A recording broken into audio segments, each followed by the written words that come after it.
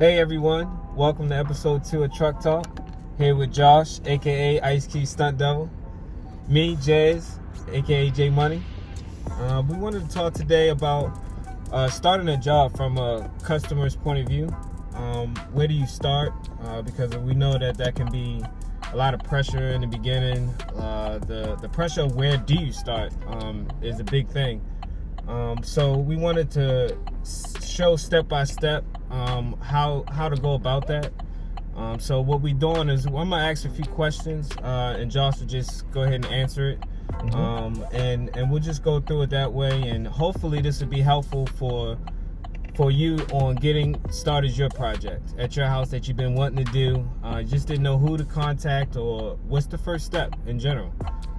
But it is a process. It is something that you got to go through, but I'm telling you, you'll be happy once all your ideas are really in front of you and you're able to use the bathroom, kitchen, or wherever you are using in that space. So Josh, I guess in a general statement, how do you start a job? What would be your first steps? Okay, so I'm coming from the customer point of view, and the first step I would do if I was a customer is go to YouTube, click on, type in Construction Junction in the search that, and take a look at our videos, because that'll give you some initial knowledge of the process. Construction Junction on YouTube. That's what I would do first, just to get into the flow of what's going on. And then, after that, you need to collect your ideas. Okay, you're going to start, let's say that we're going to do a bathroom, right?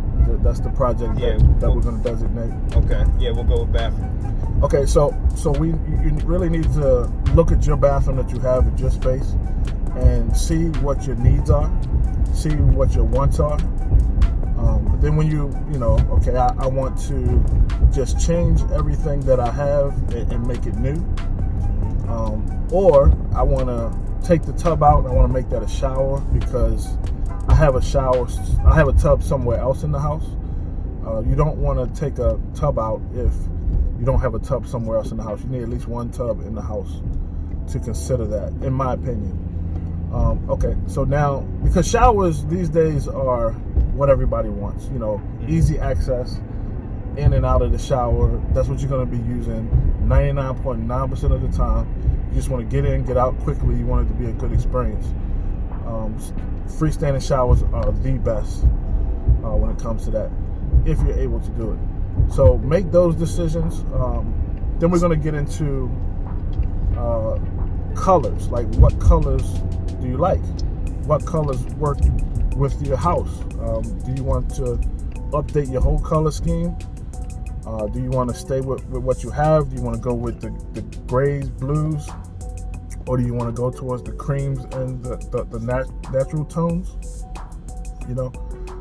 So you sort of want to get a color palette. And how I suggest to do that is to go to Google, go to Facebook, go to Pinterest, go to House, and type in new bathroom remodels and see what's happening out there. See what materials are being used. See what colors are out there. Grab about 10 photos, I would say. Save them with what speaks to you, with what you like. Yeah, you got to do some investment, put some time into it in order to really be satisfied at the end. Everything you do in the beginning sets off everything at what your result will be. So colors is the main thing that you want to think about, because that'll help you with your colors of your tile, colors of your wall, the countertops you're going to go with, and as well as color, I would say a theme. What theme is like he was saying, as far as the natural tones, are we going, that'll help you get into a section, a category, instead of looking at everywhere and everything. Correct. And that's where you want to start, because you want to come from the perspective of knowledge. You don't want to just say, oh, I need this bathroom done, and just start hiring contractors. Now, I would do some research first. Research in this business is king because you end up with the best possible solution for you. Everybody's opinion is different. Everybody's color palette is different. Everybody's budget is different. So you want to get to the point where you have those items sort of like in a range. Like you want to know what colors you want to use. You want to know what your needs and your wants are. You're going to want to know what the project that I'm doing, what kind of budget should I have for that? And my suggestion for that is to, again, use Google. Type it in. What is the average cost of a bathroom? Look at those numbers and sort of know your budget that you're going to have, or what it may be. Now, if you're to that point, what is your next step? And that I would say is finding a contractor. So how would you go about finding a contractor in your area, wherever you are? Okay, so what I would do as a homeowner, I would ask around to my friends, my family, my co-workers, church members, whoever you have some relationship with. You'll find somebody that has gotten some projects done in their home, and just see what their experience was. What was the things they liked, what were the things they disliked, and so you can narrow down your selection. And if there was somebody that had a good response with a contractor, then I would bring them in to come in and price your job. Now, one step before that, if you're allowed to, I would also go to the person's house to see the project, if you're able to. Now, that's something that you're not always privy to. People don't really like to share their personal spaces, their bathrooms, in my experience in this business. But if you have somebody close to you that will allow you to, you can go and look and see for yourself what the finishes were. Like, how well was the tile done? How well was the drywall finished and sanded and painted? And then once you get comfortable, have them come in. The rule of thumb, it seems to be, when you're having something done, people say get 5 estimates, get 10 estimates, and focus on whoever gives you the cheapest price. But I would say that's probably the worst way to go about it. What we tend to tell people and to educate people is to tell them to, in your search of a contractor, look for talent. Talent is what's going to set your project apart from the rest. Yes, and it's going to make you the most money and equity on the home. It's going to make you happier as a person, and it doesn't always agree with the cheapest price. Most of the time it doesn't, to be honest. So when you go and you get 5 prices, it's never apples and apples, if that makes sense. A lot of times you're pricing apples against oranges. It's not even the same ballpark, so you want to look for talent, somebody who has a talent in doing what you want done, so that you have the best product for your house. I think that's something big that people don't think about. Like, I'm getting this done in my house. Yeah. The cheapest price is not going to get you to where you want. It'll get you a little further, but it might not. You might have to redo that before it comes time to sell the property. Therefore, you lose money in the long run. So look for talent. Look for somebody who has some design, capabilities that can assist you and not allowing you to choose wrong things that don't go together, that clash, that's going to not allow you to sell your property in the future. So those things can really be detrimental to your project. Yeah. Okay, so I guess let's say that we're at the point of you have your contractor. Mm-hmm. I guess I'm at the point where I'm ask the normal question. How long? The very first question: how long will it take for you to do this bathroom from beginning to end? How would you answer that? Yes, how I would answer it, I would give an estimated time. But an estimated time, in my experience, every job is different. Every job has different circumstances. Is the bathroom on the first floor? Is it on the third floor? Are we going to have to use the elevator? Is it a condo? Every aspect creates more time on a job. So you really, I'm going to be honest with everyone, no one knows exactly how long a larger project like that will take. But we give an estimated time. So another piece of advice I would give is be flexible. Obviously, something that takes ridiculously too long is not, the way it should go.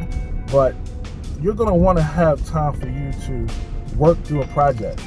If you want to make changes, which will happen, you'll get the tile up and then you don't like your vanity selection, or you'll get your vanity in and you don't like the paint color. Yeah, it happens a lot. Or you get the vanity in and now you want to add artistic backsplash.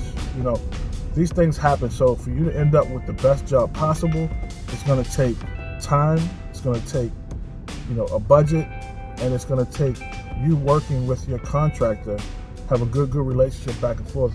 Those are the things that you end up with the best projects, the most unique projects, and the ones that'll maximize your house when it comes to sell.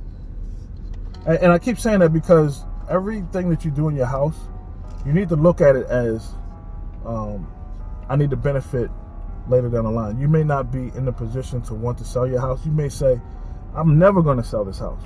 But at some point in time, this house will get sold. You know what I'm saying? So everything that you do, you want to maximize your investment. So that's what I'm talking about there. Okay, talking about money. So how much would it cost to do a bathroom?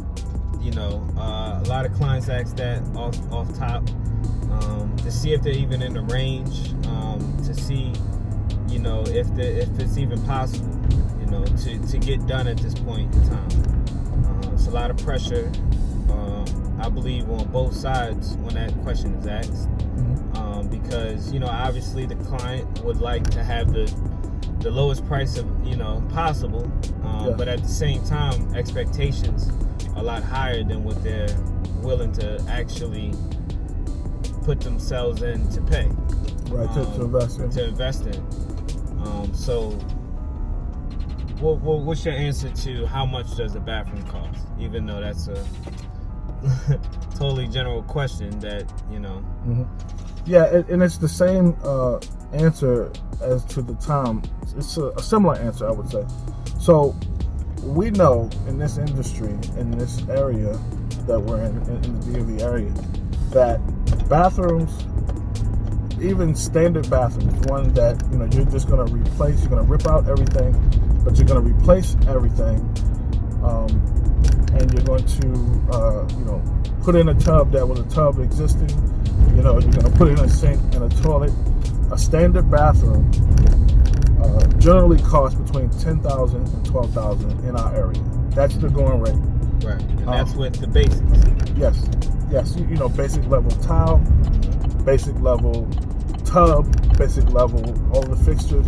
Now, when I say standard level, people get the idea that this is a bathroom that I'm not going to want, but that's not true. Our standard level bathrooms are very nice, very, very nice. So in terms of that, we're talking about a really nice modern bathroom, or it could be traditional if that's the way that you want to go.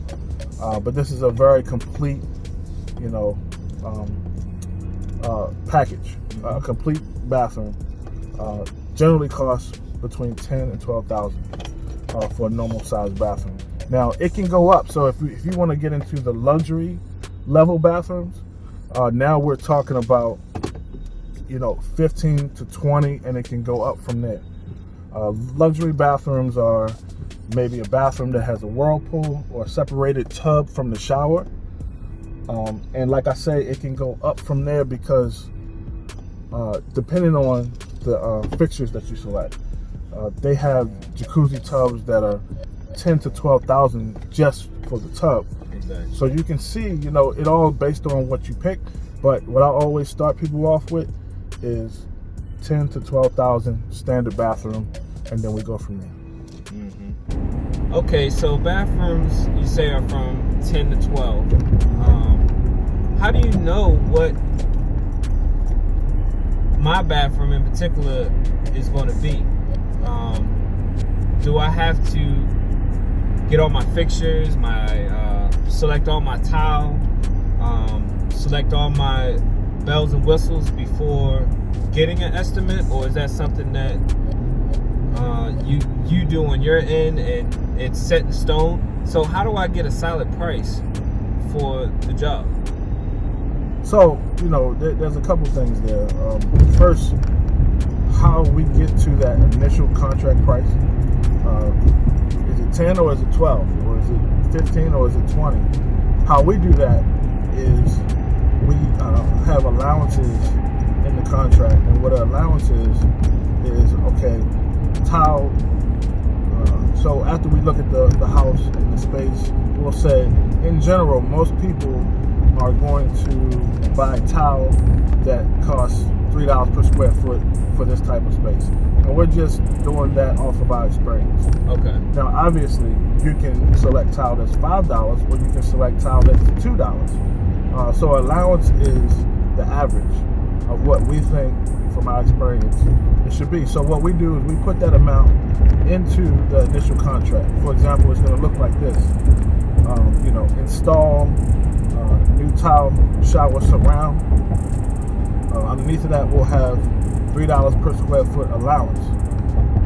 And so that dictates how much money we have in the contract for that particular space. Okay, so what if I choose a tile that's $276? So if you choose a tile that's $276, that means you have a credit coming towards that project. So we have $3 in there. That's what we have as a material cost.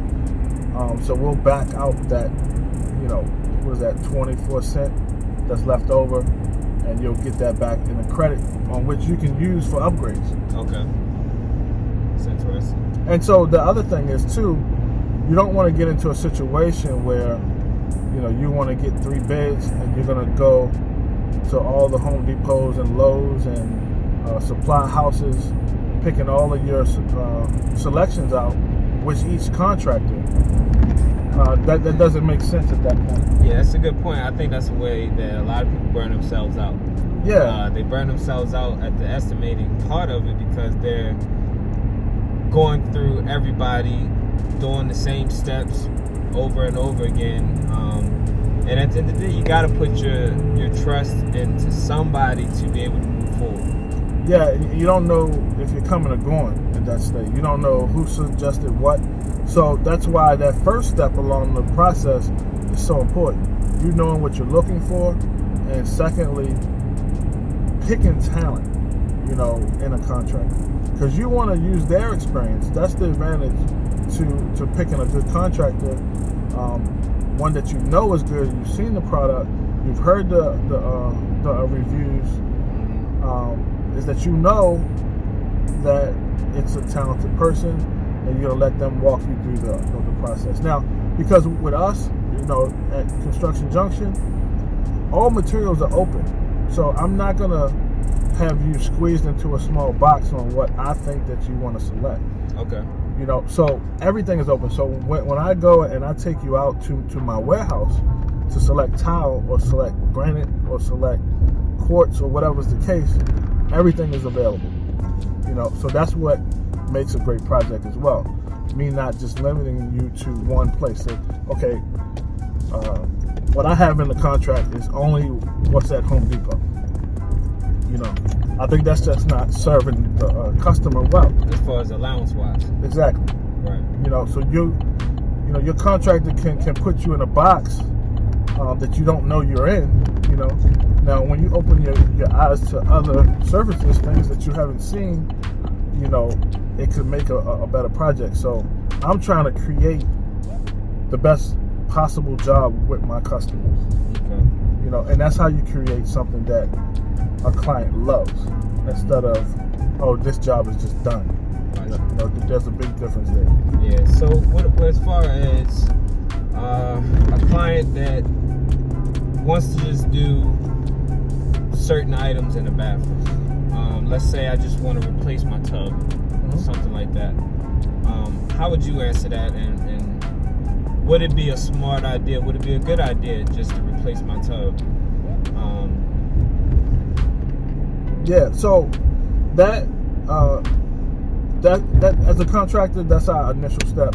Is to find out what the needs of the client is. So sometimes people come in, they have a leaking faucet on a tub, or maybe the tub is cracked, and that is the only item that they're focused on in the bathroom. So what we'll do is that we'll say, okay, let's look at it, with the client.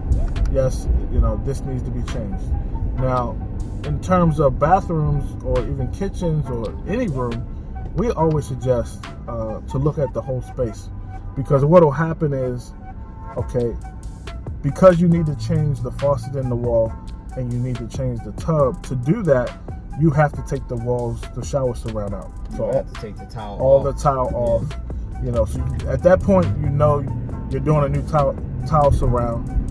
You're gonna put a new faucet in. So if you piecemeal it, you just do one fixture or two fixtures, just what you need. What you'll end up with is a brand new looking shower and tub area, but then the rest of the bathroom looks old. So you'll notice that immediately, and we've done it in the past. So that's why in the beginning of the project, we'll suggest or walk the client through that mindset initially, okay, so that you can set expectations. When you do this shower and this tub and this faucet, the rest of the bathroom is going to look old. I just want you to know that and understand that ahead of time, because you're going to want to do it once all that other stuff is done. So let's consider it now. Right. Now, if your budget doesn't allow it, one, you can either wait until your budget allows it, or you can piecemeal it. There's some things that you can do, and then plan for the future to do the other ones. Right. But we like to set the expectation from the beginning, using our experience and what we've done and what we've seen. Right, and the experience helps on what to piecemeal and how to piecemeal in order. Yes. Meaning, like, your main issue was cracked tile and water was leaking down to the second floor, to the first floor. Mm-hmm. So you immediately think, well, we'll just replace the tile. But replacing the tile, before you replace the tile surrounding, you would replace the tub itself. Because if that's something you want to do in the upcoming future, this is the time to do that. Otherwise, you'll be taking down that new tile that you just installed just to move the tub out. Right. And so it happens in parts, right? Yeah. So if you just want to do the tile surround because of a leak, one, you don't know 100% if that leak is coming from that tile surround. It could be coming from the plumbing under the tub. Mm-hmm. So tile surrounds, tubs, shower faucets, or diverters, those go together.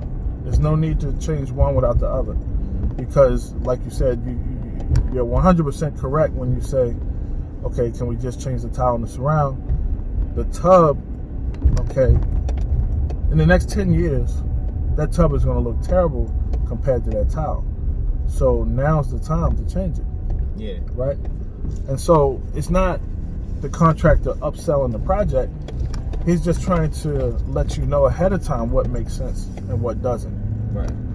Some of the faucets, if you have access to them, you can change them from the back without affecting the tile.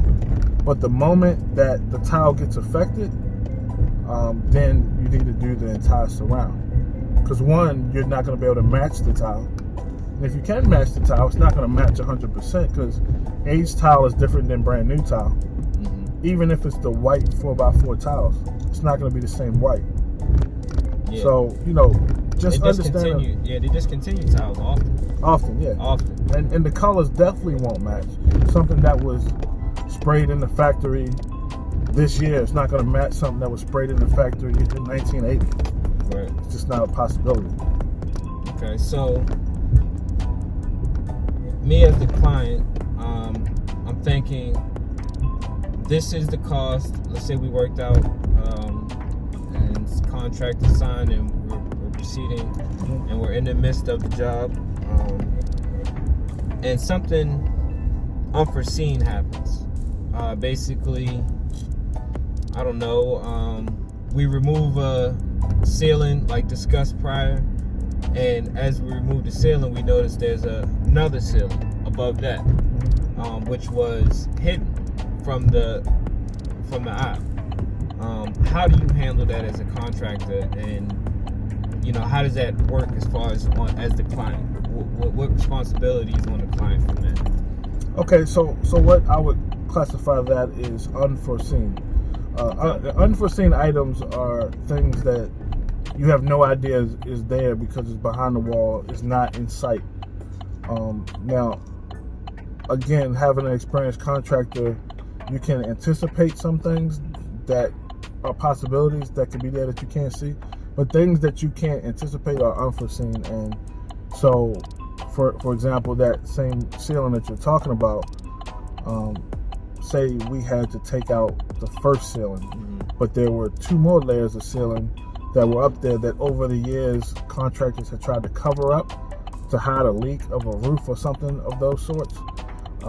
Those ceilings that's above that one that you can see are unforeseen, so that will be an additional cost to the project. Now, in general, people that are having projects done, you have to know as a homeowner or as a business owner, there's a certain percentage of things that can be unforeseen. So, just know this ahead of time. And what we try to do is that we try to predict some things that could be, so that we can talk about it ahead of time. Because when you're dealing with money and contracts, it's very specific, right? And at the end of the day, the home is your home, right? Anything that's unforeseen is the homeowner. They bought the house, it's their house.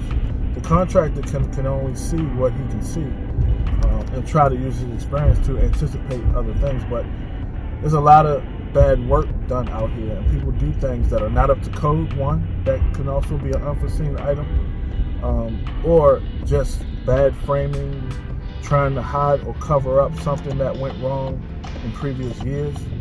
So those things will add to the contract. So you need to know, and what we like to say is, think about it as 15% of the project. So if you have a $10,000 bathroom that you're working with, set $1,500 aside for potential unforeseen. Now, hopefully you don't have to tap into that. But if you do, you have it there. You're not taken by surprise. Okay. So let's say prior to contractor working in the bathroom, I knew my electric didn't work. I knew my light didn't flick on when I flick it, but I didn't, necessarily try to fix it or anything like that. I just let it be. Or my drain doesn't drain properly. Is that something I should discuss with the contractor prior, or should I expect that to be part of the estimate, part of fixing the bathroom? Okay, so this happens a lot too. So this is a great question. A lot of times contractors don't know unless you tell them if there's a problem with the drainage of your pipes, right? So people will call in and start to think about having a new bathroom done if they're experiencing issues. Issues like draining slowly, my pipes are bubbling up, things like that. So it's best to let your contractor know as much as possible ahead of time, so that in the course of him doing the project, he can fix those things. There has been jobs in the past that we would come in and not know about issues, and we would do the whole space, and then that issue would show back up in the end because it was never addressed. It was never known that was a problem. So that is all the way back to the beginning stage of when you meet with your contractor, letting him know what your needs are and letting him know what your wants are, because these things are easily fixable, and it's much more difficult to fix it once everything is done. For example, it's easier to snake out a drain line that's having an issue without the toilet there or without the sink there. Now we can fix it afterwards, but it just doesn't make sense. You know, you're not hiding anything. And at the end of the day, if it's a really bad problem, you're not going to save any money that way. You know, you may save money if you tell him ahead of time, and he can incorporate it inside of his initial estimate. You know, so that's the best way to go about it. Okay. I guess that'll help, you know, those to get started and you know, be able to actually get their project on the road. You know, get it going. So we'll wrap it up here. You know, thank you for watching. Please check out our channel, YouTube, Construction Junction. And that'll wrap it up. Episode 2, Truck Talk. Let's go.